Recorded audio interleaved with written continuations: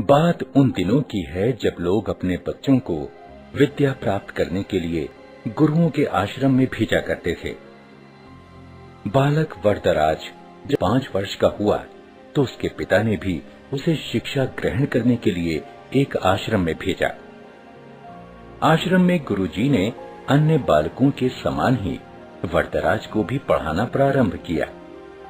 वरदराज आश्रम में रह तो रहा था, लेकिन उसका मन पढ़ाई में नहीं लगता था। गुरुजी ने उसे तरह तरह से पढ़ाना और समझाना चाहा, लेकिन उसे कुछ भी समझ न आता था। गुरुजी जो कुछ पढ़ाते उसे वह याद ही नहीं रख पाता था। उसकी ऐसी स्थिति देखकर आश्रमवासी बच्चे उसे मंद बुद्धि कहकर चिढ़ाने लगे। इसी प्रकार 5 वर्ष बीत गए। धीरे धीरे उसके सहपाठी उससे आगे बढ़ते गए, पर वरदराज वहीं का वहीं, वह कुछ भी विशेष न सीख सका था।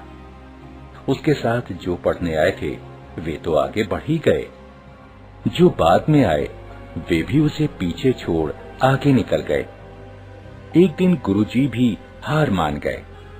निराश होकर उन्होंने वरदराज से कहा, बेटा वरदराज, मैं समझता हूं कि पढ़ना लिखना तुम्हारे वश की बात नहीं है। जितना प्रयत्न मुझे करना था उतना मैंने किया, पर मुझे लगता है कि विद्या धन तुम्हारे भाग्य में नहीं है। इससे अच्छा तो यही है कि तुम अपने घर जाओ और वहां का काम काज देखो। वरदराज असमंजस में पड़ गया। गुरुजी के मना करने के कारण उसे अपना भविष्य अंधकारमय लगने लगा। उसे यह चिंता भी सताने लगी कि घर लौटने पर उसके पिता क्या सोचेंगे। गांव के लोग भी उसे मूर्ख महामूर्ख कहकर दुत्कारेंगे। वरदराज करता भी तो क्या, उसने अपना सामान समेटा, गुरुजी के चरण छुए और वह भारी मन से विदा हुआ। वह उदास होकर अनमने भाव से चला जा रहा था। घर वापस जाने का उसका जरा भी मन नहीं था, पर कोई और ठिकाना भी तो नहीं था। कहां जाए क्या, उसकी समझ में कुछ भी नहीं आ रहा था। वह सवेरे चला था और अब दोपहर हो आई थी। रास्ते में खाने के लिए गुरुजी ने उसे थोड़ा सत्तू दिया था। उसे भूख प्यास भी लगाई थी। चलते चलते उसे एक कुआं दिखाई दिया। वह पानी पीने के लिए कुएं पर पहुंचा। वहां उसने देखा कि पानी खींचने की रस्सी की रगड़ से कुएं की जगह पर निशान पड़ गए हैं और मिट्टी के घड़ों को रखने से जमीन पर गड्ढे पड़ गए हैं।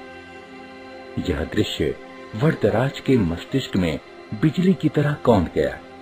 उसने विचार किया कि जब रस्सी की बार बार रगड़ खाने से कठोर पत्थर पर निशान पड़ सकते हैं, तो क्या लगातार परिश्रम करने से मैं विद्वान नहीं बन सकता। बस फिर क्या था, वरदराज के मन में आशा की किरण जगी। वह बुदबुदाने लगा, मैं भी लगातार परिश्रम करूंगा, अपने पाठों को मन लगाकर बार बार पढ़ूंगा और उन्हें याद करूंगा। फिर देखता हूँ कि मुझे विद्या कैसे नहीं आती। वरदराज ने कुएं पर हाथ मुड़ा और गहरी सांस लेकर आगे की ओर बढ़ा। अब वह सभी प्रकार की चिंताओं से मुक्त था। इतना कि उसे भूख प्यास की भी चिंता नहीं रही थी।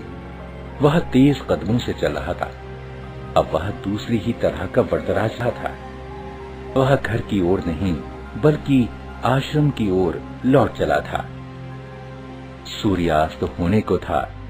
गुरुजी आश्रम की वाड़ा में टहल रहे थे। तभी उन्होंने वरदराज को आते हुए देखा। उन्हें लगा कि शायद आश्रम में कुछ छूट गया हो, जिसे लेने वह लौटा है। वरदराज ने गुरुजी के पास पहुंचकर उनके चरण स्पर्श किए।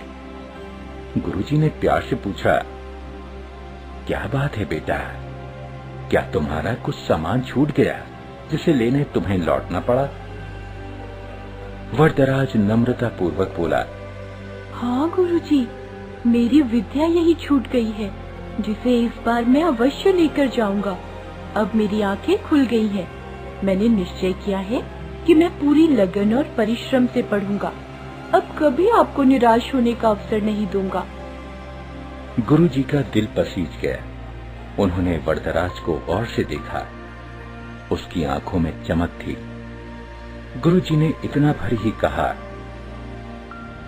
तुम जो कुछ कह रहे हो, यदि उसे कर दिखाओगे तो मुझे बड़ी प्रसन्नता होगी। वरदराज ने पढ़ाई प्रारंभ की। अब तो उसकी भूख और नींद पता नहीं कहां गुम हो गई थी। वह देर रात तक पढ़ता और प्रातः सबसे पहले उठ जाता। वह अपना एक क्षण भी व्यर्थ न गवाता। उसने दिन रात एक कर दिए। इसका प्रभाव यह हुआ कि जो पाठ याद करना उसे पहाड़ पर चढ़ने के समान कठिन लगता था, अब वही सरल लगने लगा था। गुरुजी और अन्य बालक वरदराज में आए इस परिवर्तन को देख आश्चर्यचकित रह गए। अब वरदराज की जिंदगी प्रतिभावान बच्चों में होने लगी। यह उसकी लगन और कठोर परिश्रम का ही चमत्कार था। जानते हो, यही वरदराज आगे चलकर संस्कृत के महान विद्वान बने।